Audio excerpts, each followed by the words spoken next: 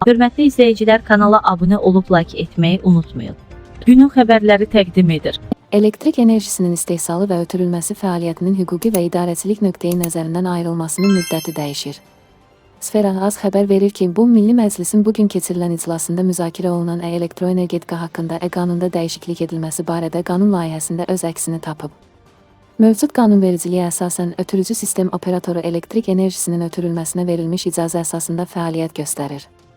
Ötürücü sistem operatoru, habelə onun təsisçisi olduğu, yaxud birbaşa və ya dolayısıyla iştirak etdiyi, eləcə də idarə etdiyi hüquqi şəxslər elektrik enerjisinin istehsalı, paylanması və təchizatı fəaliyyəti ilə məşğul ola bilməz.